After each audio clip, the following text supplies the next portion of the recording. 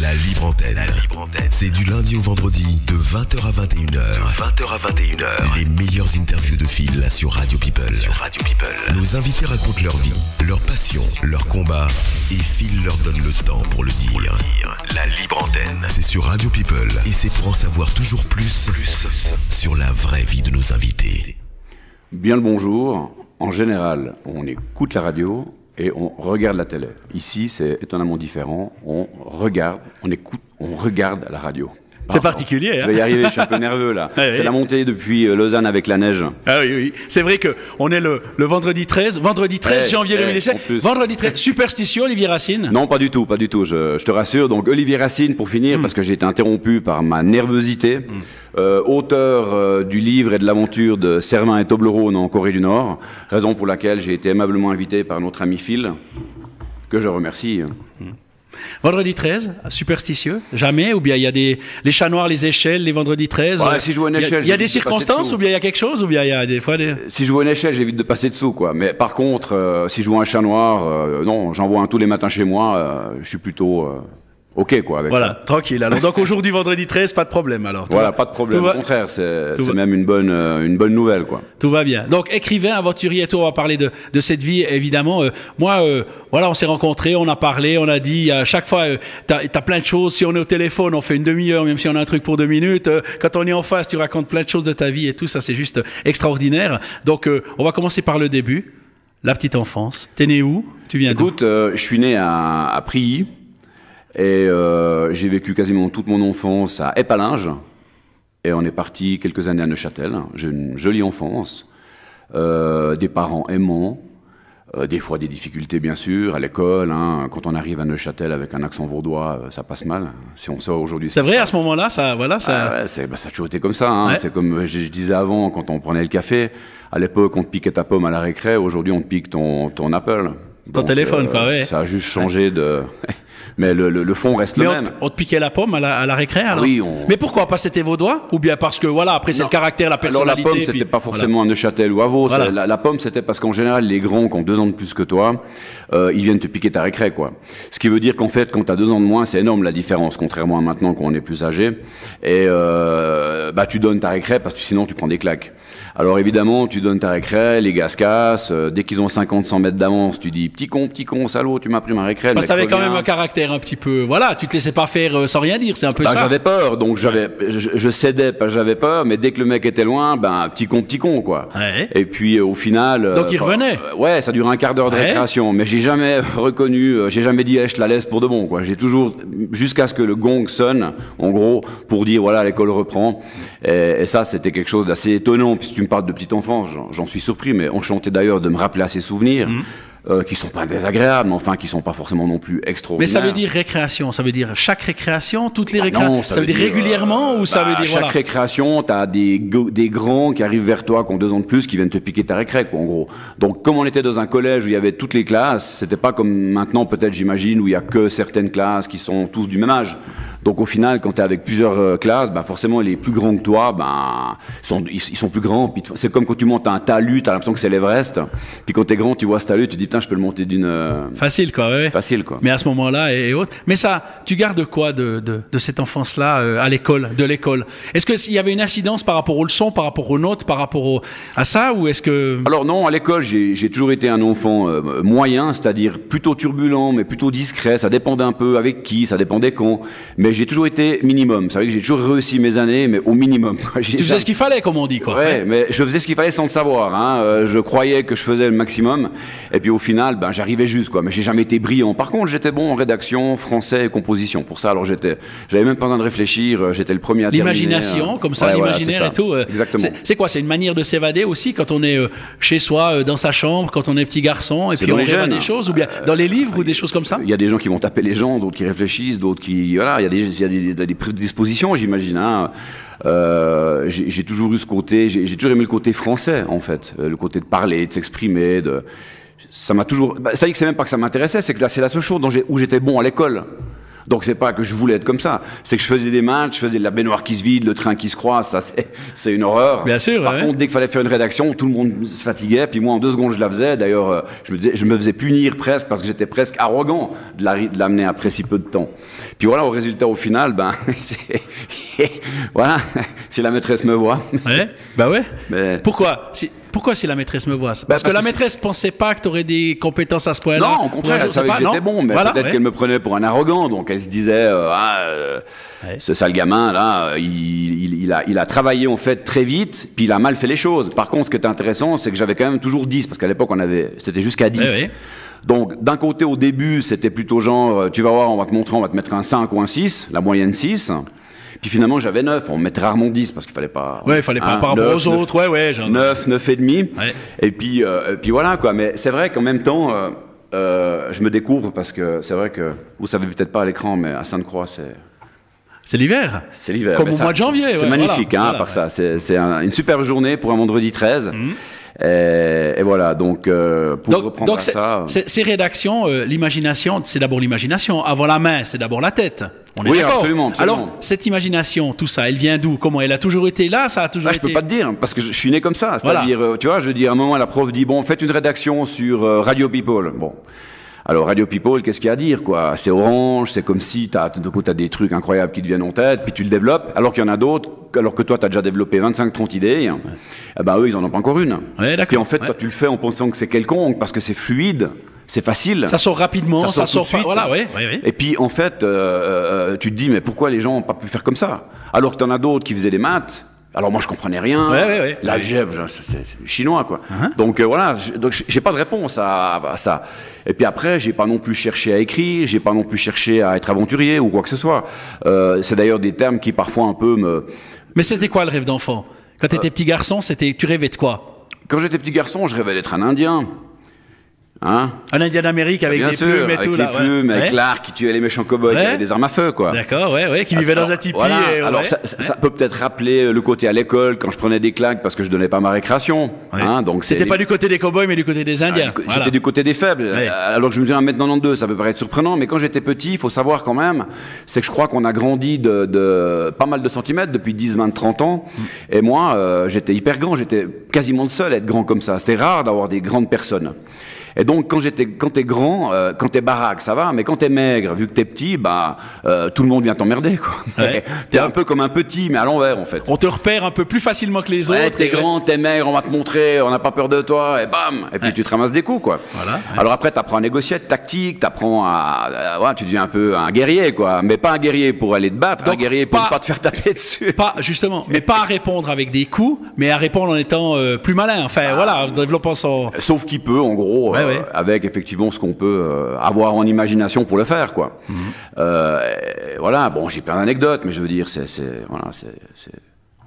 Donc l'école, ça se passe bien, tu passes les années, tout ça. Enfin, alors je passe mes années tranquilles. À la maison, il y a des frères, des sœurs? Alors j'ai une sœur, magnifique sœur. Qui est plus grande que toi? Qui a 2 ans de moins que moi, qui a 2 enfants. Qui d'ailleurs, en gros, chaque fois que je vais chez elle, après 2 minutes, j'ai l'impression d'être rien, parce qu'elle a 2 enfants, elle est concierge, elle conduit un bus, c'est une bête, quoi. Elle travaille comme une bête et tout. Puis moi, quand je suis là, j'ai pas d'enfants, donc je la regarde, je peux traverser le lac à la nage, mais voir les gens classiques comme ça avec des enfants, je me dis comment ils font, parce que ça me paraît être une charge tellement incroyable. Pas d'enfants, parce qu'il y aurait eu des possibilités, il y aurait eu des histoires qui fait que, mais ça c'est pas fait. Aujourd'hui, c'est un regret. Ah non, au contraire. Alors non, merci. Ou c'est une chance. Non, ni l'un ni l'autre. Voilà. Mais je dirais que à la base, j'avais prévu de faire des enfants à 40 ans. Je me disais, c'est l'âge limite. Après, je me suis dit, bon, c'est comme en ville, c'est limite à 50. Donc je me dis, j'ai encore 10 ans de bon, 40-50. Mais pour faire un enfant, il faut trouver la bonne personne. Et puis, quand on a la bonne personne, on voulait pas forcément d'enfants, ce qui était le cas avec la Suédoise avec qui je vivais à l'époque, que j'ai rencontrée en Mongolie, enfin en Thaïlande. On est revenus en Transsibérie ensemble en Suisse. Et on a favorisé, on a donné priorité aux voyages, aux aventures, c'est-à-dire qu'on travaillait, on prenait congé, on partait partout. Et ça aurait pas été possible avec un enfant. Ou alors peut-être c'est possible si on le prend avec, mais bon là ça devient une charge, c'est pas évident, il faut l'éduquer. Donc c'est quelque chose je veux dire, il faut boire ou conduire, quoi. Donc à un moment on a dit, on va conduire. ou boire, ça dépend comment on regarde les choses. Mais c'est vrai que c'est parti comme ça en fait. C'était même pas. Et d'ailleurs, quand je suis parti à mon premier voyage, je suis parti pour 3 mois, je suis revenu 4 ans après. Alors que là, c'est le contraire. On part, puis on revient après 3 mois parce qu'on n'a plus de sous, ou on a chopé la malaria, ou on a chopé. T'avais l'envie de voyager depuis. En étant petit garçon aussi. T'avais eu envie de. Ou pas, ou c'est venu plus tard? J'ai jamais eu envie de voyager. J'ai commencé à voyager relativement tard. Et quand je suis parti la première fois, c'était parce qu'on m'a invité en Thaïlande. Pour moi, la Thaïlande, ça me paraissait être un endroit où il faisait chaud, où il y avait des moustiques. Je ne voyais pas l'intérêt d'aller là-bas. Donc c'est pour dire le niveau que j'avais à ce moment-là. J'y suis allé. Et puis j'ai vu que c'était pas ce que je croyais, parce que pour moi, un peu simple d'esprit, bah voilà quoi, des cigarettes c'est Marlboro, un coca, une boisson c'est du coca, donc les choses un peu simples. Et puis un voyage c'est où? C'est Hawaï, évidemment, Hawaï, ou Tahiti avec les fleurs, les belles filles. Et finalement, je suis parti en Thaïlande et puis j'ai. Mais t'es parti comment? T'es parti tout seul? Alors, je suis parti. C'était quoi les circonstances de ce premier voyage? J'ai été invité donc par une amie en Thaïlande, une femme que j'ai rencontrée. Et puis, elle voulait absolument me faire découvrir ce pays. J'ai dit, ok, je veux bien venir. J'y suis donc allé. Et effectivement, à partir de là, j'ai réalisé que c'était super, quoi. Alors, les moustiques, ok, mais finalement, ils font moins mal qu'ici. Bon, quand il fait chaud, en fait, c'est pas drôle. Mais après 2-3 semaines, c'est super génial parce que, ben voilà, t'es toujours bien. Puis tu réalises la nourriture, toutes les choses, l'aspect relationnel. Et tout ça, ça devient un peu fascinant, quoi. Puis après, tu as envie d'aller voir un peu plus loin. Puis, pourquoi je suis allé plus loin? Parce que finalement. C'est quoi? Attends, la première découverte. Restons là-dessus. Ouais. Le premier émerveillement, la première découverte, les premières surprises, on va dire. Par rapport à tous ces a priori, ces préjugés, voilà. Bah, les gens, parce qu'ils parlent pas, ils sont différents de toi, tu sais pas comment les. Bah, la langue parler, aussi. La langue aussi. En plus, oui. Puis bon, en Thaïlande, il faut jamais faire ça à un enfant, salut. Parce que c'est une insulte. Donc, il y a quand même des choses qu'il faut savoir. Et si tu le sais pas, tu fais faux, quoi. Alors, il faut apprendre à faire juste. Donc, tu es de nouveau à l'école. Il faut apprendre à tactique, à faire juste. Hein, c'est une sorte d'enchaînement. Parce qu'on parle de petite enfance, d'adolescence. Il y a un moment donné, il faut pas mettre les pieds dans le plat, quoi. C'est pas une prise de contact, on va dire, facile. On va dire ça comme ça. Contrairement à d'autres pays du monde où tu arrives, tu es accueilli tout de suite, tu fais. Voilà, c'est différent, ça. Il y a des pays où tu es accueilli parce que tu es un touriste, donc tu as de l'argent, pas pour tes beaux yeux. Il y a des pays où on t'aime pas, peut-être pour des raisons, parce qu'on n'aime pas ta tronche ou parce qu'il peut y avoir des problèmes on n'aime pas les blancs. On n'aime pas les blancs, par exemple, tiens. Dire comme ça va. Si j'avais dit le contraire, ça aurait pas passé, tu vois. Mais je veux dire, effectivement, c'est pas facile, quoi. T'as des gens, par exemple, moi, je sais pas, je me souviens quand j'ai vécu 4 ans en Asie. J'avais un business là-bas avec un bateau, je faisais du parachute ascensionnel, du ski nautique. Il y avait un gars qui vendait du coca, il me détestait, je le connaissais pas, mais chaque fois qu'il me voyait, il me faisait comme ça, il me faisait les gros yeux, jusqu'au jour où la police a dû intervenir parce qu'il voulait m'éliminer, quoi. Ils sont arrivés avec un camion, 6 policiers, ils ont débarqué, ils l'ont pris, le mec a pas eu peur, il continuait de me faire des signes. Finalement, finalement ils l'ont pas arrêté. La police est venue me dire que j'avais pas à m'inquiéter. Effectivement, il est plus revenu vers moi à ce moment-là. Ouais. Et puis la fin de l'histoire, j'ose pas la raconter. D'accord. Ouais. Ça, c'est particulier quand même. Cet état d'esprit. Non, mais parce que je repense au petit garçon. Tu vois, qu'on attachait, qu'on mettait au poteau et puis qui on fantait des clacounettes pour lui piquer son 10 heures. Et puis là, t'as été. Est-ce que d'une certaine manière, il y a eu un moment donné où tu t'es dit, mais il faut que je renverse la tendance, il faut que j'ai dans la vie une attitude proactive au lieu de réactive. Alors, un peu quelque chose comme ça. Toute ma vie a été sur autopilote. J'ai jamais pris de décision, c'est venu tout seul. Quand des choix s'opèrent, je prends une décision par rapport au choix, mais j'ai jamais dit je veux être pilote d'avion, je veux être professeur d'école, je veux aller en Thaïlande, je veux être un voyageur. Jamais. Les choses viennent. Alors là, on revient encore. C'est marrant parce que je me croirais chez le psychiatre. Oui, bien sûr. Sauf que, attention, c'est gratuit. Hein. Oui, en plus. Tu vois la différence. Ouais, tu vois, je veux dire, ça coûte cher, c'est 300 balles de l'heure. Mais c'est remboursé par la base. Oui, d'accord. Ouais. Non, mais pour autant, quand on voit, mais si c'est de ton propre chef, voilà. J'aurais peut-être pas de peine à être consulté. Voilà. Mais je veux dire, c'est intéressant parce que j'ai perdu le fil, mais. Non, Phil est en face de toi. Oui. Mais non, je parlais quand tu étais dans ces pays-là, la découverte et autres. Et je faisais un parallèle avec ton enfance, où tu étais le petit garçon à l'école et puis où on te mettait au poteau et autres. Et puis là, tout d'un coup, tu deviens, au lieu d'être réactif, proactif. C'est-à-dire d'être vaillant, d'être fonceur, vindicatif, enfin voilà, puis de te défendre et puis de faire ça. Mais ça, tu as dû lutter là pour arriver à ça? Non, alors justement pas. C'est ça qui est drôle, c'est que c'était peut-être pas facile petit parce que ils sont plus grands que toi. Mais c'est un phénomène naturel. Je veux dire, il n'y a rien de contre nature à ça, quoi. Je pense que tout le monde a vécu ces moments où il y a un plus grand que toi qui t'embête. Alors, t'as le plus grand de tous qui a jamais eu ce problème parce que c'est lui qui fait la loi. Ça n'a jamais été mon cas. Par contre, c'est venu après. C'est-à-dire que... Alors ça, c'est inversé. Mais pour répondre à ta question, justement, si c'était dur d'inverser le cours, ça s'est inversé automatiquement. J'ai pas dit, bon, maintenant, je vais être le méchant. Non, puis en plus, il faut pas être méchant, il faut être gentil, mais il faut être ferme quand quelque chose va pas. Mais j'entends, c'est venu automatiquement. Et c'est vrai que quand tu le dis, maintenant que tu m'y fais penser, si je regarde la petite enfance, l'adolescence, le début du voyage, le retour, etc., toutes ces choses, eh ben, en fait, c'est vrai que c'est... Et c'est ce que je parlais avant, c'est ça que j'ai perdu le fil, je le reprends, c'est l'autopilot. Donc en gros, tu es dans un avion, il y a un pilote, c'est pas toi. Pourtant, tu es pilote de ta vie, mais l'avion, il avance tout seul. Et puis, en fait, de temps en temps, tout le monde t'en a envie de mettre la ceinture. Ah ben, il faut mettre la ceinture. Ah, il faut quand même manger, donc voilà. Mais en gros, genre, l'avion atterrit sans perturbation, avec des perturbations avant dans le ciel. L'atterrissage se fait peut-être ou pas en douceur, mais tout se fait, tout se passe. Puis tu arrives un jour à 55 ans, comme ça, et où tu te dis, ben écoute, cool, quoi, j'ai eu de la chance, j'ai vu des beaux pays, j'ai rencontré des gens que je ne reverrai jamais. De toute façon, la vie, on n'en a qu'une, donc on ne la reverra jamais une deuxième fois. Donc tu crois au destin, dans le sens où c'est écrit. Il y a des points de ta vie entre la naissance et la mort qui sont écrits, et tu passes par ceux-là, et le destin est déjà tout tracé, en fait. Alors, je ne sais pas s'il est déjà tout tracé, mais moi, je suis persuadé d'avoir des anges. Je suis sûr que mon grand-père, ma grand-mère d'abord, mon père et ma mère maintenant, qui sont enterrés juste derrière à Sainte-Croix, parce que pour ceux qui ne savent pas, on est à Sainte-Croix, ici. C'est vrai que je me dis, ils me protègent. Donc, quoi qu'il m'arrive, où que je sois, même chez Kim Jong-un, je me dis, attends, il n'y a papa, maman. Par contre, il y a quand même un truc qu'il faut dire, hein, c'est aide-toi, le ciel t'aidera, d'accord, mais enfin, il faut quand même, comment dire, il ne faut pas trop pousser, quoi. Il ne faut pas trop tirer sur la corde, il faut de temps en temps pas tenter le diable. Dire j'y vais pas, voilà. Il faut savoir dire non, quoi. C'est un peu comme, je sais pas, si on joue, des fois il faut dire stop, quoi.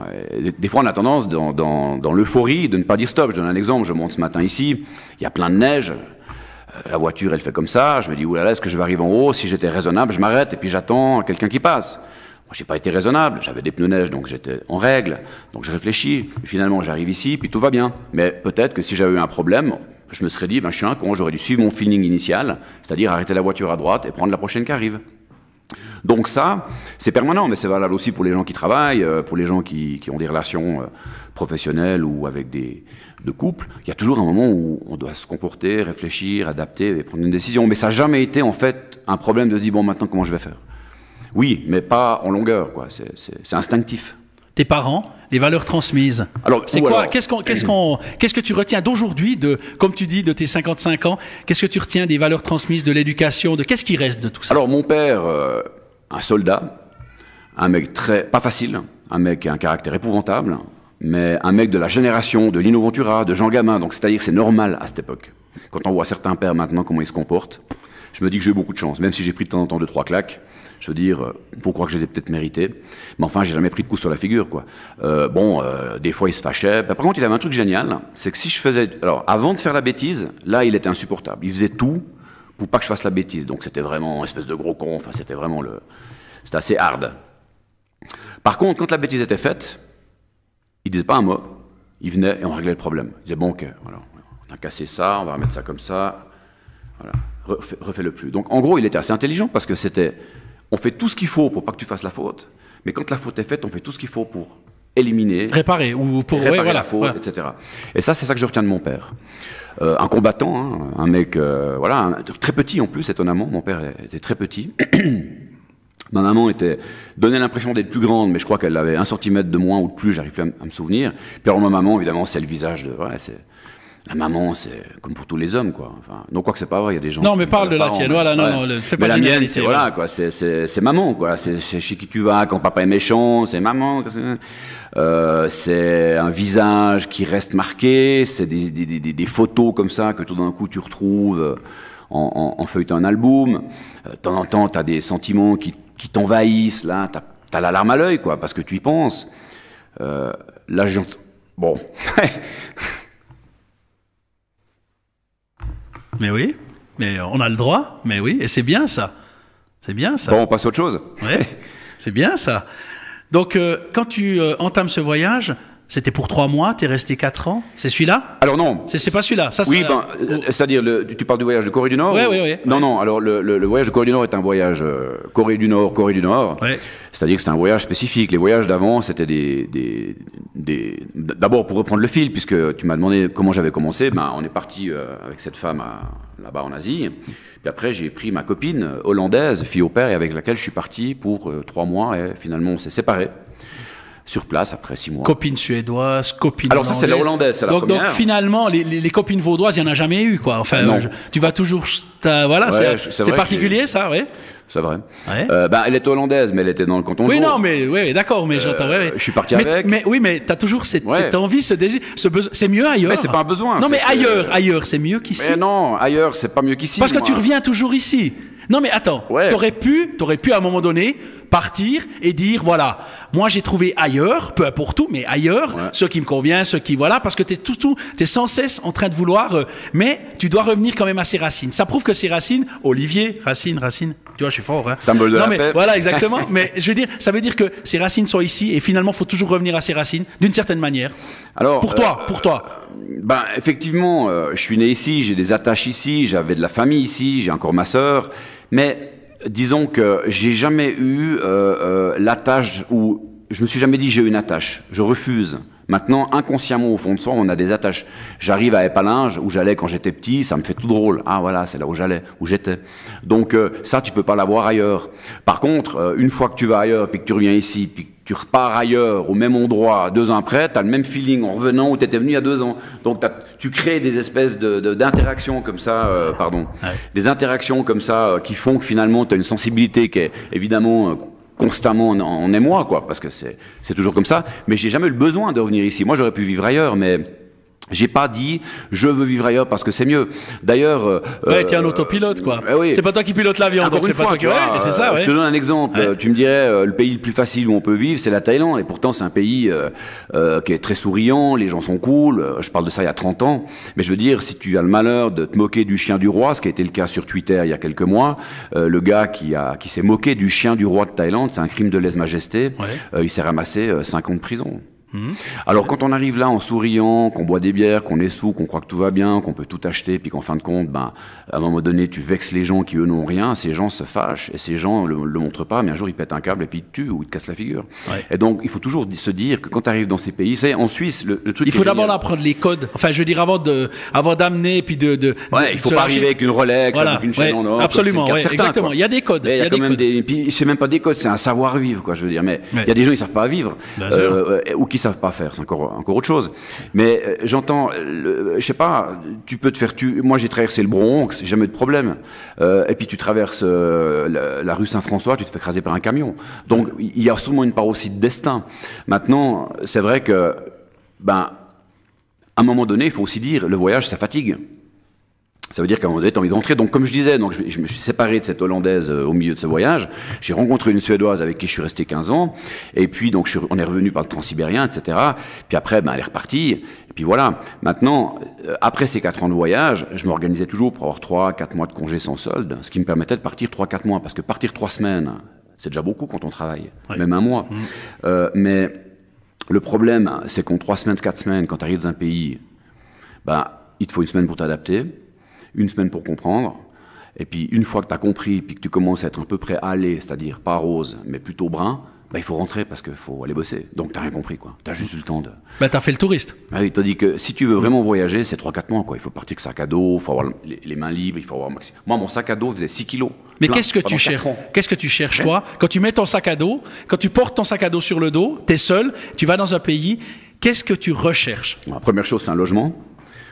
Ensuite, je me nourris. Ensuite, je regarde ce qui se passe. Si ça me plaît, si ça me convient, je m'installe, un peu comme si j'étais chez moi.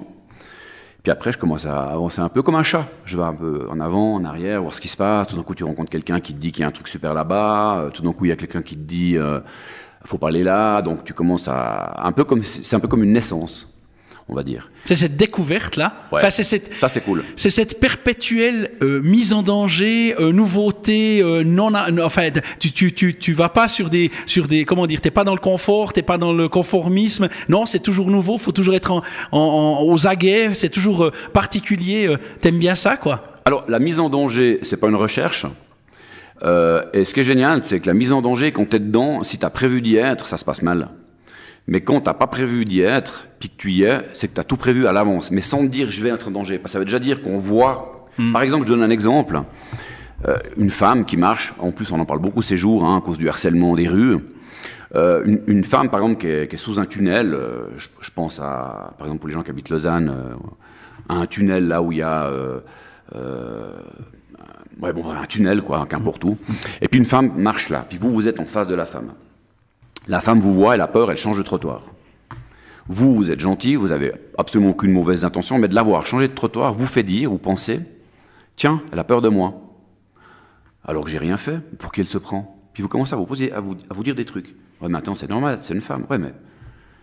Et là, je peux imaginer, dans certains pays, certaines personnes, avec le regard, c'est important le regard, on a le droit de faire un regard comme ça, tac, tac. Mais si je reviens en arrière une fois, c'est fini. C'est comme dans un aéroport, on va pas, quand on va dans un aéroport, on marche comme si on savait où on allait. Si on marche comme ça en hésitant, les gens y voient, certains, puis ils viennent vous alpaguer. Donc, encore une fois, c'est une tactique naturelle.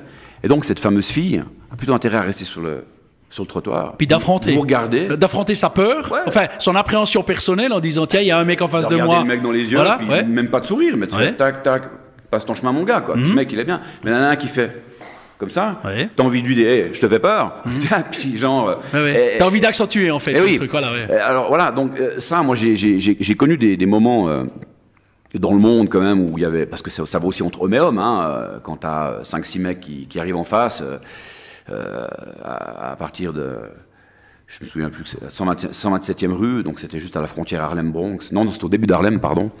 Ça fait drôle, tu te dis, putain là je risque de ne jamais m'en sortir, puis en fait les mecs, par contre, je passe au milieu, je change pas de trottoir, j'arrive en face d'eux, je les regarde, ils me laissent pas passer, alors plutôt que de faire un détour pour les contourner, je me mets un peu comme ça au milieu, je suis obligé, sans les toucher, mais leur montrer que je me déplace pas, les mecs, ça a passé, et j'ai pu continuer mon chemin, mais si j'avais fait comme ça, peut-être qu'ils m'auraient demandé, t'as peur Oui, mais là, cher Olivier, je suis d'accord, tu prends un exemple, tu prends une attitude, et ça a passé comme ça, et tu dis, j'ai certainement eu la bonne par rapport à eux. Non, tu peux tomber sur un autre groupe, tu peux tomber sur un autre groupe, où le fait de vouloir passer entre les deux, t'as les deux qui se resserrent, et t'arrives contre les deux épaules, et tu dis, merde, j'aurais dû contourner. Non, mais je veux dire, alors, je veux pas contrecarrer ce que tu dis, mais... t'as tellement raison. J'entends, voilà.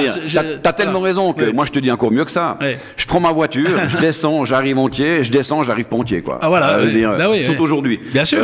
Au pire, je passerai une nuit ici. Oui, mais à ce moment-là, on peut tout remettre en question. Et c'est ça, c'est ça. Parce qu'on peut faire les deux en infarctus, là, dans une minute, et puis l'émission s'arrête, puis on va... Non, mais qu'est-ce qu'on fait, alors, à ce moment-là? On est toujours dans l'attente, on reste le cul sur son siège en disant, qu'est-ce qui peut m'arriver? Et on fait rien. Ben oui, ça alors. C'est pour ça que. Mais ça, j'ai l'impression que c'est pas réglé chez toi. Enfin, tu t'as parlé de cet autopilote. Ouais. Ça, c'est une très belle image parce que ça montre bien toi. À un moment donné, ne me dis pas que t'es pas allé t'asseoir dans ton avion. À un moment donné, j'ai pas dit tout le temps. J'ai bien compris la construction psychologique. Mais j'entends. À un moment donné, ne me dis pas que t'as pas pris les commandes. Puis t'as dit bon, écoute, pousse-toi. Cette fois, c'est moi qui veux un peu aller à gauche, à droite, peu importe. Je rentre dans le nuage, dans le machin. On s'en fout. Je loupe un peu l'atterrissage, on atterrit sur le vent. Mais ne me dis pas que c'est pas avec tout ce que t'exprimes comme personnalité, comme remise en question, parce que t'es vachement cérébral, toi, hein.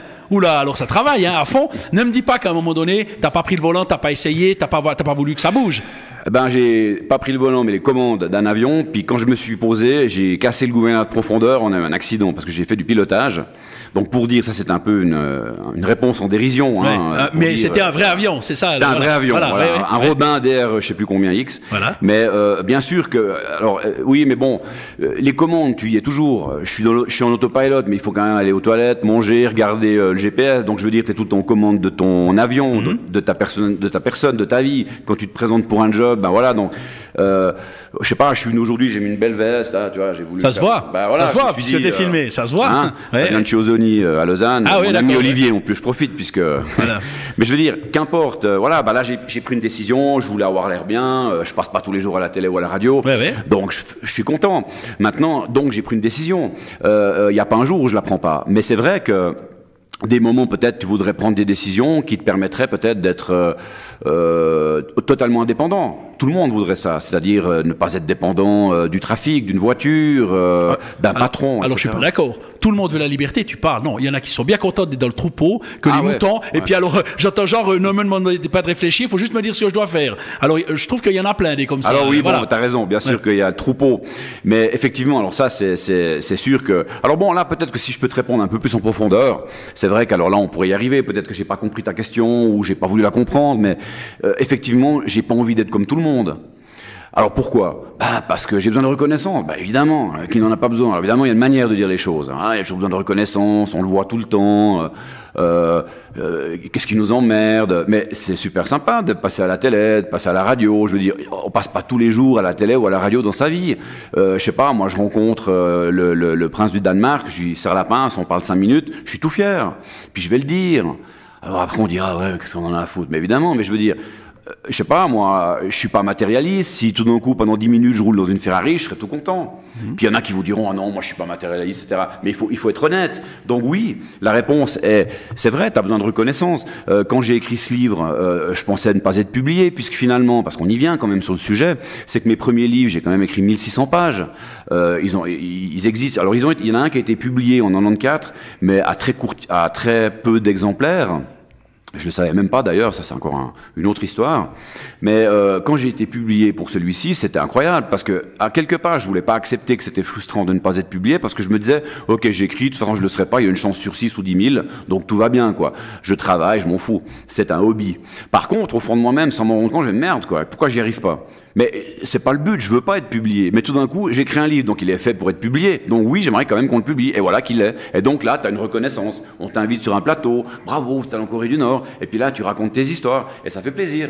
Et ça, c'est génial, en fait. Et ça, c'est bien. Et puis ça s'arrête. T'as envie qu'on t'aime à travers voilà tout ça. Pourquoi? Parce que toi, t'as envie qu'on te déteste. Parce que t'as envie qu'on t'aime parce que tu y arrives pas complètement toi-même, tout seul, à t'aimer toi-même. Alors moi, moi je suis narcissiste. Hein, je m'aime. J'adore me regarder dans un miroir. Hein, attention. Alors évidemment, ça c'est encore une fois la fausse humilité. On va passer à côté, quoi. Parce que non, je ne suis pas. Je m'intéresse aux autres, je donne tous les mois des œuvres de charité, je fais les tris des déchets. Je veux dire, moi aussi je fais ça, mais ferme-la, fais-le, puis voilà. Par contre, si tu me poses la question comme ça, non. Par contre, alors j'ai aucune confiance en moi, voilà, pour te répondre.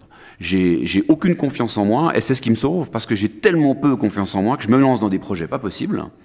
Et puis j'arrive à les réaliser, parce qu'en fin de compte, je me dis, mais il faut que je le fasse, quoi. Par exemple, si je devais courir le marathon, les 20 km de Lausanne, c'est tellement simple que je ne pourrais même pas concevoir de le faire. Par contre, grimper une montagne à 8000 mètres, c'est tellement impossible qu'il n'y a que ça à faire. Parce que c'est ça l'énergie que je veux mettre. Je m'en fous d'aller faire 20 km comme le troupeau, comme tu as dit avant. Alors ça veut dire que je veux faire quelque chose de différent. Pas pour faut qu'on te remarque. Moi, mais parce que je veux voir si j'en suis capable, puis je me dis au moins j'aurais fait un truc exceptionnel. Alors bon, je suis arrivé à 7770 mètres, je suis pas arrivé en haut, c'est déjà pas mal.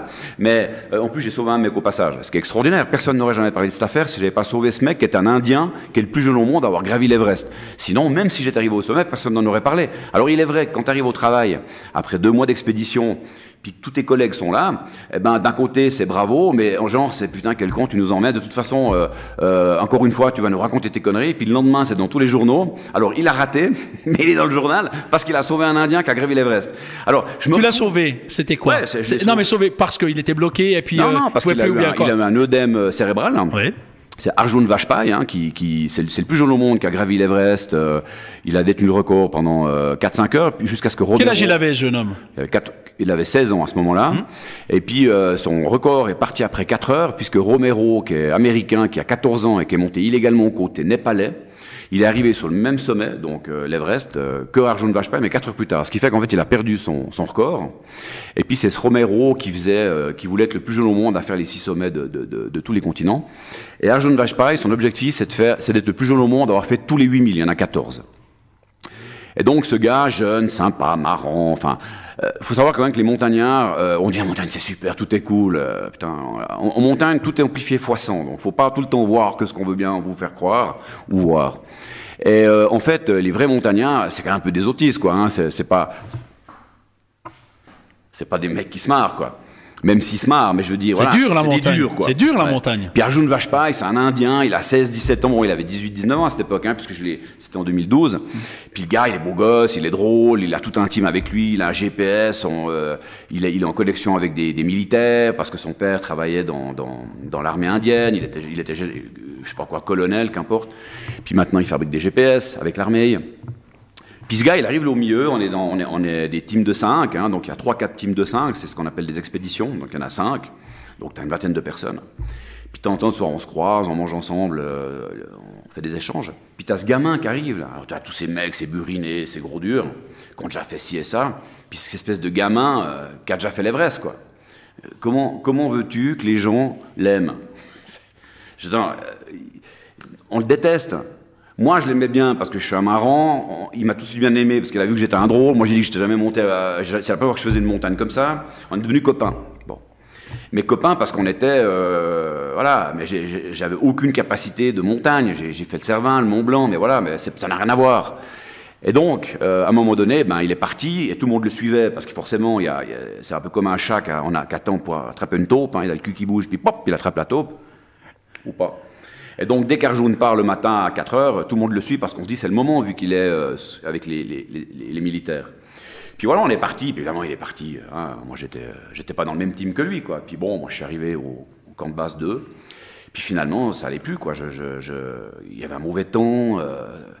Il y avait du vent. Je voyais plus rien. 2 secondes après, il y avait un monstre soleil. Je transpirais. Enfin, c'est une vraie merde. Puis je me souviens de mon père qui me disait Olivier, n'essaye pas de faire le seigneur. Si tu sens que ça va pas, casse-toi. Et en fait, le mot d'ordre là-bas, qui est assez drôle, c'est j'ai payé, je vais aller en haut. Mais moi, c'était j'ai payé, c'est bon, je me casse. Mais les autres, non, les autres ont continué. Alors, un a perdu 6 doigts, un Lituanien, pilote de chasse. Un, il en a perdu 2. Un est mort, un Allemand, mais donc pas dans mon équipe. Dans mon équipe, il y en a 2 qui ont perdu des doigts, donc 6 et 2, mais le mort, il était dans une autre équipe. Parce qu'ils ont voulu absolument arriver en haut. Et Arjun Vajpayee, à un moment donné, il n'est pas arrivé en haut, certes, mais enfin, il a eu un œdème qui peut arriver à tout le monde, hein, même si on est bon, cérébral. Donc là, comme j'étais le premier à descendre, entre guillemets, la camp les jambes, j'étais donc dans le camp de base, après avoir descendu le camp 2, le camp 1, etc.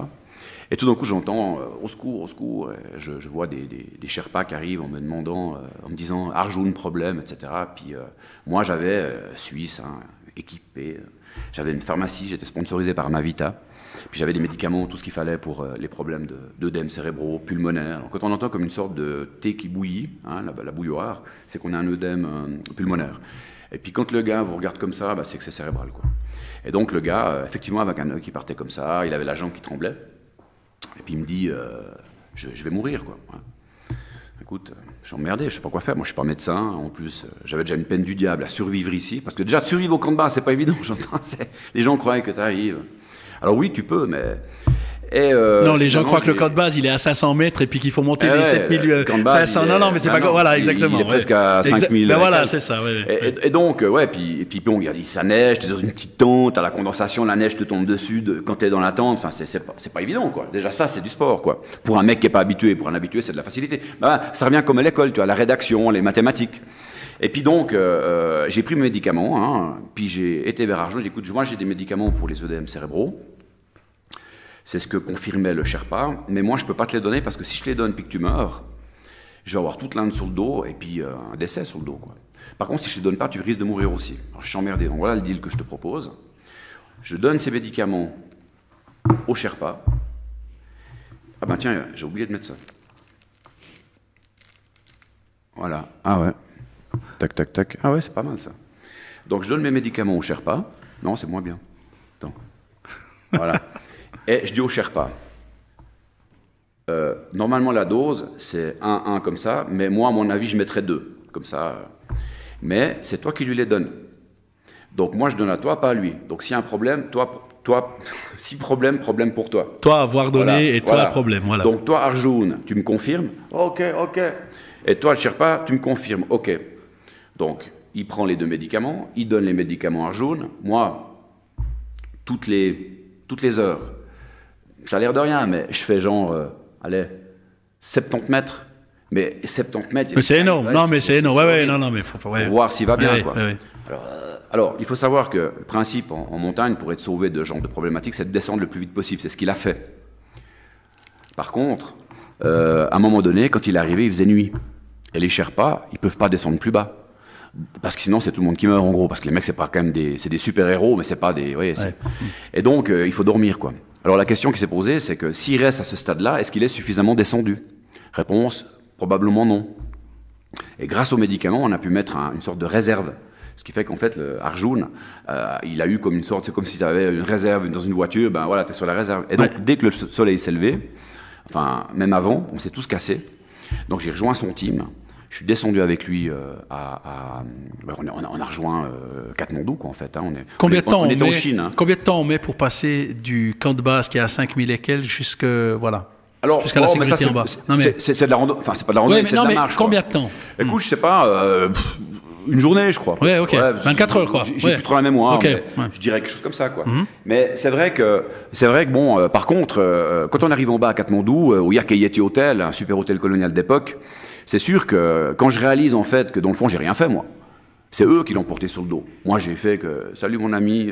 Oui, mais santé médicaments, voilà. Santé médicaments.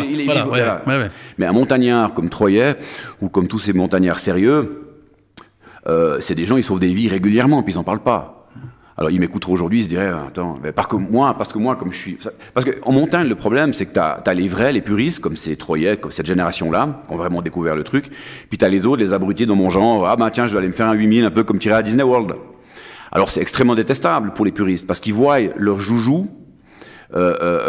sali par des gens qu'on n'a rien à foutre, qui respectent rien. T'as des nanas qui débarquent, ces gens... Non mais c'est juste absolument incroyable. Le camp de base de l'Everest, c'est un village. Alors moi je suis allé au Shoyu, il y avait personne, j'ai eu beaucoup de chance. Mais le camp de base de l'Everest, c'est tout le monde faire la queue pour faire des passages, tu vides ton oxygène, c'est une horreur. Et vous appelez Jean Troyet par téléphone maintenant, il vous dit mais n'allez jamais à l'Everest, parce que lui il est allé au bon moment. Et donc ça c'est aussi des choses qu'il faut dire, c'est qu'il y a, encore une fois, il y a des endroits où aller, d'autres faut pas aller. Pourtant, pour faire l'Everest, il faut passer par le Shoyu. C'est un bon exercice. Alors, si j'avais réussi à atteindre le Shoyu, ce que je pense que j'aurais pu arriver, si j'avais eu les bonnes conditions météo ou le mental plus fort, peut-être que je me suis affaibli. Si j'avais pas eu la voix de mon père qui me dit « joue pas au Seigneur, casse-toi », mais je crois que j'ai eu raison, parce que la preuve, c'est qu'un est revenu avec 6 doigts de moins, l'autre 2 doigts de moins et un mort. Donc finalement, je crois que papa, bien joué, quoi.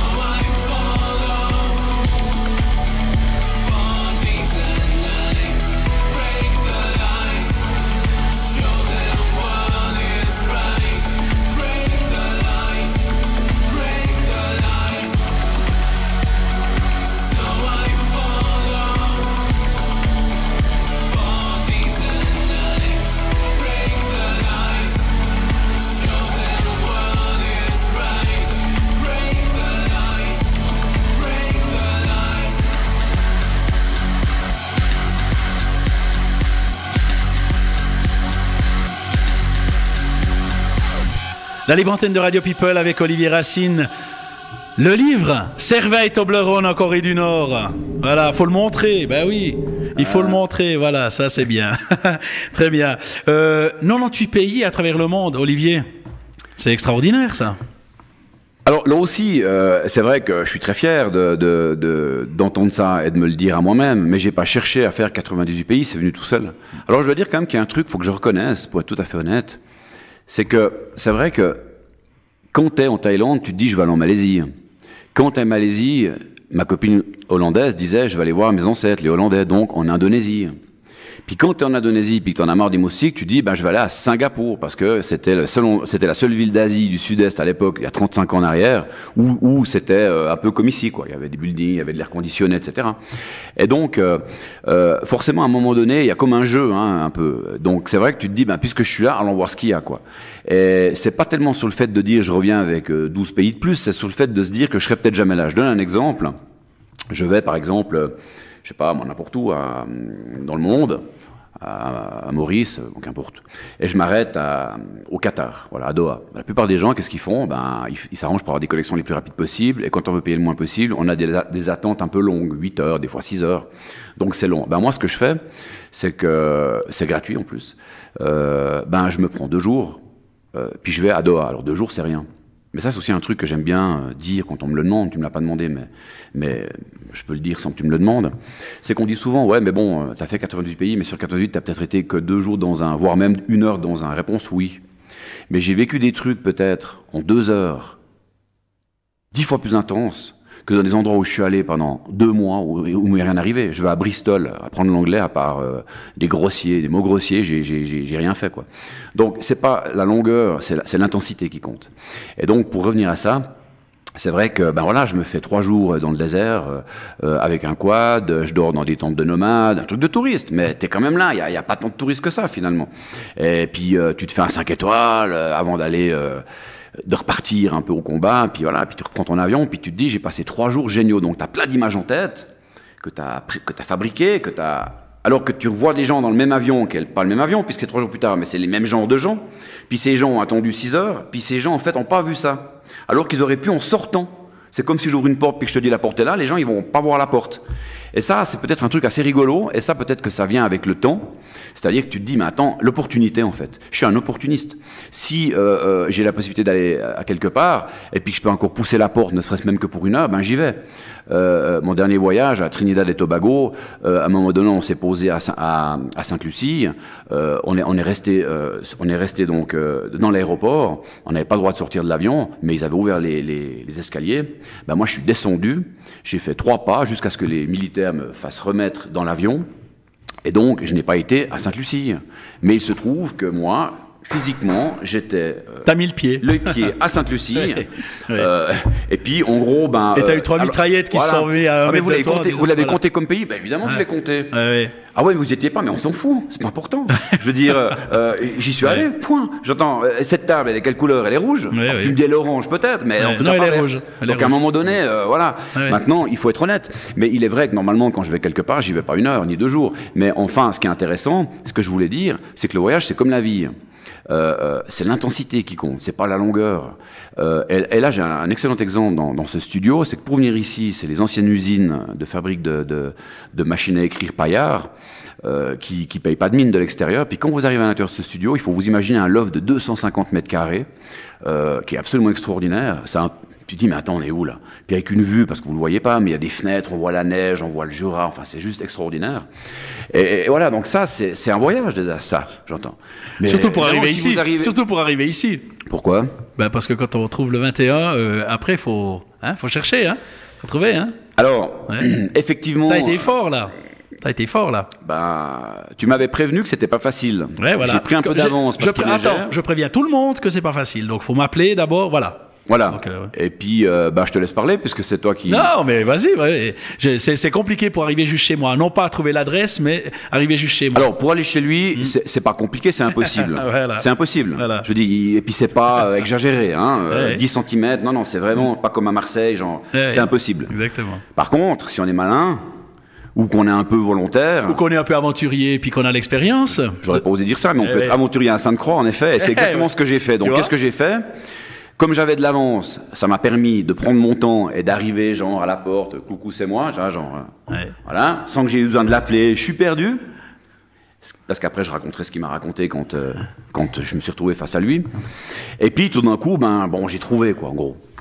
Mais c'est vraiment extrêmement difficile. Il faut prendre un monte-charge qui est utilisé par la Migros. Il faut savoir comment il fermer les portes parce qu'elles ne se ferment pas facilement. Il faut monter de 4 étages. Il faut partir à droite, à gauche. Puis au début, vous pensez que vous êtes juste. Puis vous, appartement 406. Puis ça s'arrête à 404. Il faut revenir en arrière. Il faut redescendre. Il faut remonter. Non, mais c'est juste un truc. Je pense que c'est l'adresse la plus compliquée au monde à trouver, finalement, quelque part. Mais comme tu as l'expérience des pays étrangers où il faut aussi se démerder. Ça m'a pris la tête, mais j'avais le temps. Alors je me suis dit, plutôt que de rester à rien faire, je vais trouver. Puis, alors j'ai fait le tour du bâtiment, j'ai analysé, j'ai scanné, comme je fais partout. Puis à un moment donné, je suis rentré, j'ai vu le logo, je me dis gagner, c'est tout faux. Quand vous voyez le logo, c'est que vous croyez que vous avez tout compris. Ça, c'est sur la boîte aux lettres. C'est sur la boîte aux lettres, mais c'est tout faux. Ça veut dire que là, c'est marqué 406, 4e étage, vous pressez sur K, vous arrivez à 404. Puis 406, c'est où? Il y a un mur, c'est fini. Puis il faut comprendre qu'on est dans une usine. Absolument. C'est une usine, genre, je sais pas combien de mètres carrés, mais c'est une usine vide avec des locaux partout. C'est hallucinant comme endroit. Puis finalement, évidemment, je vois un bureau, je rentre, bonjour, vous connaissez Radio People? Ouais. Alors il faut aller à droite, à gauche, prendre l'ascenseur, recommencer, puis finalement je suis arrivé. La première chose qu'il me dit, c'est, je parle de Philippe, on n'avait pas dit 10 heures, quel enfoiré. Bon. Il était 9h20. Ouais. J'avais pris de l'avance, militaire. Et finalement il me fait rentrer, là je suis ébahi par ce que vous ne pouvez pas voir. Et puis il me raconte, je vais te dire un truc. Puis alors ça c'est typiquement une histoire que je pourrais raconter dans un bar, comme beaucoup d'histoires que je raconte parfois. J'en raconte une, on me croit, j'en raconte deux, on me prend pour on doute, 3, 4, et à la 7e histoire, je suis un mythomane. Quoi. C'est pour ça que des fois j'ai des problèmes, parce que les gens ne croient pas. Et donc si je racontais cette histoire, voilà ce que je dirais. C'est que Radio People existe depuis, je pense, 5 ans, 10 ans 6 ans. 6 ans. Il y a eu des gens, pas des moindres, je prendrais les derniers en date, c'est quand même pas c'est des génies, les frères Bogdanov. Les frères Bogdanov, les deux qui ont des gueules de monstres, mais qui sont hyper intelligents. Même eux ne sont pas arrivés. Lui m'a dit, pas moi, mais je le dis, mais c'est lui qui m'a dit, Olivier, t'es le seul de tous à être arrivé du premier coup. Absolument, exactement. Je suis vachement content. Bravo, content, yes. Yeah, one point, achetez le livre. C'est pas dans le livre. C'est un vrai aventurier. C'est pas dans le livre, mais il y a d'autres histoires marrantes. C'est la preuve que tu es un vrai aventurier. Ça, c'est extraordinaire. Il y a 35 ans, tu voyageais. Aujourd'hui, on est en 2017. On voyage. Ça a complètement changé à tous les niveaux. C'était plus enrichissant il y a 35 ans de voyager par rapport à aujourd'hui, où c'est devenu, on va dire, entre guillemets, plus facile. Ça dépend où on va, mais j'entends, plus facilité et tout. Tout s'est développé, la communication, les smartphones, l'Internet, des choses comme ça, ce qu'il n'y avait pas avant il y a 35 ans. On était plus à l'aventure il y a 35 ans. Est-ce que c'est plus enrichissant il y a 35 ans qu'aujourd'hui de voyager? C'est comme avec la montagne, et Jean Troyet et tous les autres. Il y a 35 ans, c'était une aventure. Maintenant, c'est plus une aventure. Ça reste quand même une aventure pour ceux qui y sont allés, parce que c'est toujours une aventure, mais elle n'a pas les mêmes valeurs. Alors, je donne un exemple. Par exemple, maintenant, un truc tout con, à Phuket, qui est quand même une île. Dès qu'on dit Phuket, on dit bof, mais c'est souvent la plus belle île de Thaïlande. C'est pas pour rien que c'est Phuket, même si elle est effectivement infestée de touristes. Mais et de prostitution. Ouais, entre autres, mais il n'y a pas qu'à Phuket. On peut aller moins loin pour ça. Je crois qu'on peut aller quelques rues derrière. Oui, mais ça a donné aussi une sacrée réputation. Oui, si je peux me permettre. Je suis pas voyageur. Je suis pas voyageur. C'est d'abord Pattaya et on voilà, suit exactement, Patong. exactement. Mais Phuket, c'est pas Patong. Phuket, c'est quand même. Voilà. Vous voyez, voilà. Mais on a cette image-là, vue d'ici, du citoyen lambda, en disant ceux qui vont là-bas, c'est pour ça. Alors, c'est complètement ça. Et c'est pour ça que si tu dis que tu vas là-bas, tu passes pour un gars qui va voir les filles. Alors là, j'ai une anecdote assez drôle que je dirai après, mais pour répondre à ta question, effectivement, à l'époque, donc je parle de ça en 88, on me disait, la Thaïlande, c'est fini. C'était génial avant. Je vous dis, je parle de ça il y a 33 ans. Et puis maintenant, moi, je rencontre quelqu'un qui vient d'arriver en Thaïlande, puis j'y suis, je vais lui dire, tu te rends pas compte, il y a 33 ans, ça n'avait rien à voir avec maintenant. Mais il y a déjà un gars qui m'a dit la même chose il y a 33 ans, parce qu'il était allé 33 ans avant ou 10 ans avant. Voilà. Et dans 33 ans, il y aura un gars qui dira, c'était mieux, comme aujourd'hui. Voilà. Exactement, donc ça s'arrête jamais. Maintenant, pour répondre très clairement, il y a une chose très claire. Moi, quand je voyage, puis que je vois des jeunes voyager, maintenant, ce que font les jeunes, c'est extraordinaire. Mon père, il prenait un billet d'avion Genève-Zurich, ça coûtait 2 ou 3 000 balles. Donc personne voyageait à cette époque, ou très peu, ou les riches. Maintenant, n'importe qui peut faire un tour du monde. Tu as des billets à 2-3 000 francs, mais c'est quoi? Tour du monde de quoi? Tu vas là, tu t'arrêtes là, tu reprends l'avion, tu restes 2 jours là, tu vas là, tu as fait le tour du monde. Alors c'est génial en soi, si tu le prends comme étant une petite aventure. Mais c'est pas un vrai tour du monde, mais c'est quand même un tour du monde. Mais je vous dis, il n'y a pas de sentiment, il n'y a pas d'émotion, c'est rapide. C'est un peu comme les Japonais qui partent, qui reviennent. Mais pourquoi pas? C'est toujours mieux que rien. En revanche, ce qui est sûr, c'est qu'à l'époque... alors maintenant, donc, tu es maintenant dans une époque où tu vois des gens, par exemple, qui sont sur Skype. Regarde, le moustique m'a piqué, regarde comme je suis beau, montre-moi machin, il est où le chien? Puis ils font 3 heures sur Skype. C'est 3 heures qu'ils perdent, qu'ils pourraient faire à faire des communications avec des gens du coin ou avec des potes, d'autres voyageurs. Mais ils n'ont pas forcément envie. Hein. Alors, ils en ont si je peux me permettre, ils n'ont pas forcément envie de ça. Assurément pas envie du tout. Ah oui, exactement. Alors que dans le temps, quand il n'y avait pas Internet, donc il n'y avait pas Skype et il n'y avait pas de Natel, il fallait se démerder. Parce que je ne veux pas être méchant, mais je pense qu'il y en a qui vont en Thaïlande, qui vont dans un hôtel et qui disent « Putain, j'espère qu'ils auront du steak frites ».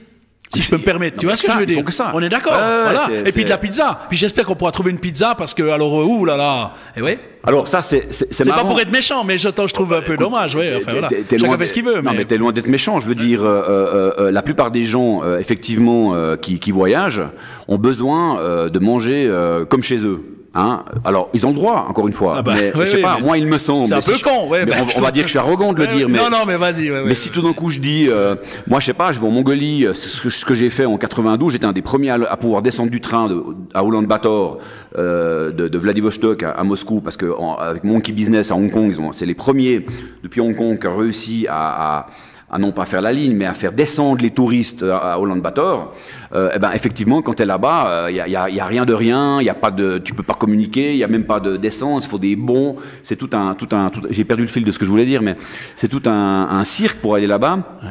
Mais on parlait de ceux qui vont en Thaïlande pour manger des steaks frites et les 4 saisons. Alors effectivement, moi j'ai mangé du mouton, j'en pouvais plus. Ouais. Mais je me mets au niveau des locaux et ils t'apprécient pour ça. J'étais en Afrique du Sud il y a pas longtemps. À un moment donné, il y a un gars qui nous donne un breuvage immonde, mais eux ils le boivent. Et il y a 4 touristes, les 4 non. Bah ouais. Qu'est-ce que ça veut dire? Ça veut dire que vous buvez un truc immonde, nous on va pas le boire. Moi qu'est-ce que j'ai fait? Évidemment que c'est immonde. J'ai pris le verre, puis j'ai bu quoi. Ouais. Puis j'ai fait good. C'était pas très bon, ouais. Et les mecs, tout d'un coup, il y avait des yeux que pour moi. Tiens, il est sympa lui. Oh quelle horreur, je veux pas boire ça. Donc c'est une attitude, encore une fois. Et c'est vrai que à l'époque, comme tu n'avais pas de moyens de communication, tu étais obligé de communiquer. Alors maintenant, comme il y a tellement de moyens de communication, les gens ils communiquent, mais pour plus communiquer. C'est-à-dire qu'ils communiquent pour dire, voilà, je suis ici, mais en fait, mon cul, il est en face de toi, quoi. C'est comme quand je te parle à toi maintenant, je suis en Thaïlande, il y a des trucs qui se passent, il y a un super coucher de soleil, mais personne ne voit rien, quoi. Parce qu'en fait, on est là en train de voir ce qu'on doit faire, etc., etc. Alors, je critique pas, parce que chacun a le droit de faire ce qu'il veut de sa vie, mais il y a des façons de faire qui peuvent différer, en fait. Et souvent, les gens n'auraient juste qu'à faire différemment. Mais là, alors, tu peux pas dire aux gens que je préfère les blondes que les noiraudes. Toi, tu vas à l'extérieur, tu vas dans un pays étranger, tu as le souci de respecter les codes, les coutumes, les usages, de te mettre à la hauteur, au niveau comme tu disais, des locaux pour manger et boire ce qu'ils mangent et ce qu'ils boivent.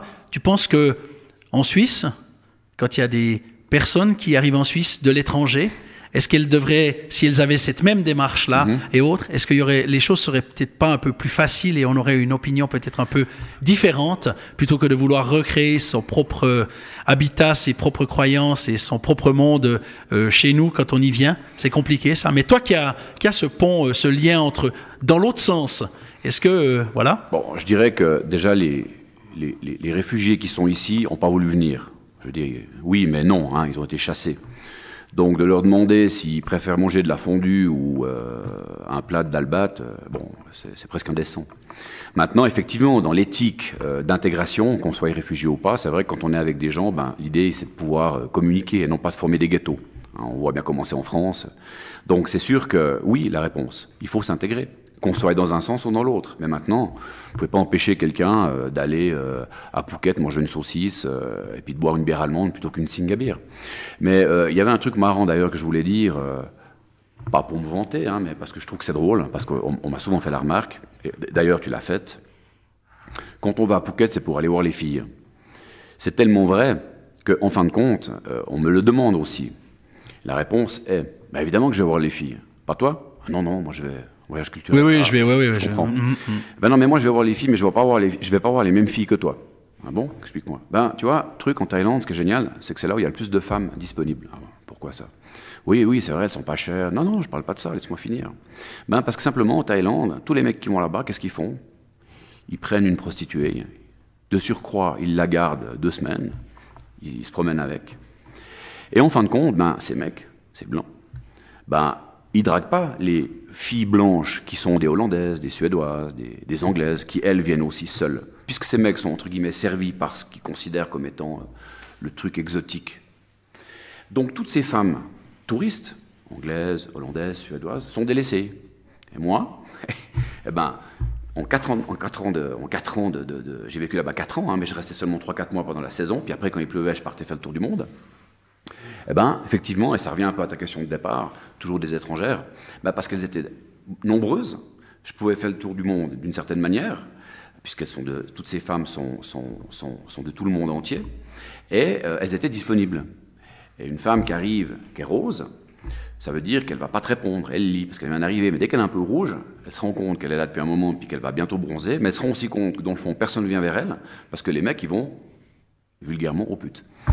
Alors évidemment, moi j'arrive un peu, coucou, puis elles sont toutes contentes de voir un mec, qu'importe lequel d'ailleurs, du moment qu'il est un peu sympa, s'adresser à elles. Et ça, c'était mon truc à moi.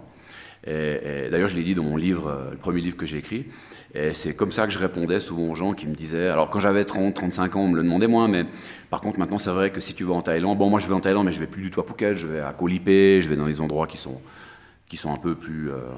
Voilà, il y a pour ainsi dire pas de prostitution, mais il y en a toujours, hein, mais je veux dire. Puis attends, ça veut pas dire, je suis pas en train de dire, j'ai jamais été avec une prostituée, hein, j'ai dû y aller en tout cas 10-12 fois, peut-être même 15, qu'importe, j'entends. Mais enfin, prostituée, c'est quoi? C'est un massage, c'est sympa, quoi. Body massage avec du savon, il y a 2 femmes qui te font un truc sympa, c'est cool. Maintenant, est-ce que ça se dit à la radio ou à la télé? Non, ça se dit pas, quelle heure? On s'en fout, ici on dit tout. Allez. Exactement, la libre antenne. Allez, exactement. Chez Radiophile. Non, pardon, Radio People. Radiophile. Avec Phil, si tu veux. Alors, on a passé l'heure. Oh, déjà, alors Qu'est-ce qu'on raconte pour se quitter? Bah oui, tu vois, hein.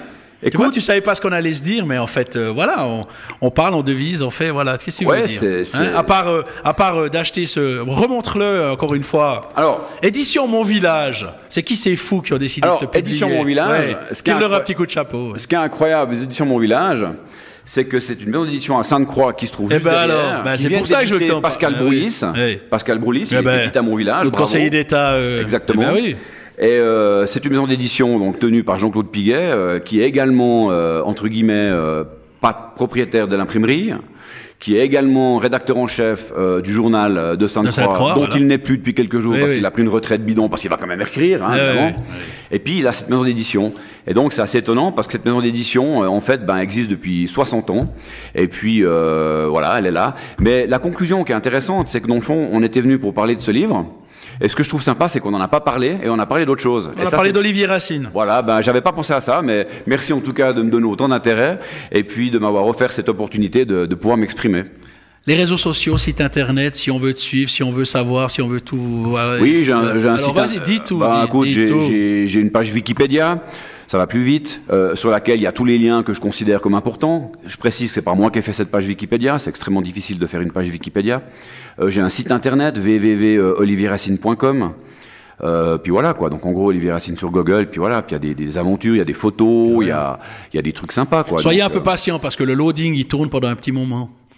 Sur le site internet. Alors il est en train d'être fait par mon excellent ami Philippe Meilon, cadre au Musée Olympique.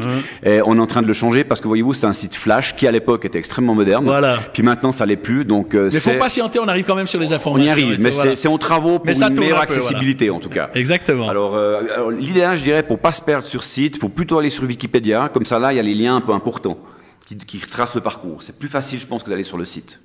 Merci d'être venu jouer l'aventurier ce vendredi 13 janvier 2017 ici à Sainte-Croix. Écoute Phil, je t'en prie, c'est un plaisir de te rencontrer. C'est quoi le prochain voyage? C'est quoi? Il est déjà prévu? C'est quoi la prochaine destination? C'est comme les voitures, il faut faire des grands services. Puis après, il faut réfléchir, qu'est-ce qu'on va faire? J'ai plein de projets en tête, j'ai plein d'idées, mais voilà, des fois il faut prendre du recul, il faut faire un peu, il faut prendre du temps. Et puis voilà, je pense que il y a un moment pour tout, mais rien n'est fini. Hein. Je suis encore vivant, mais. Bah non.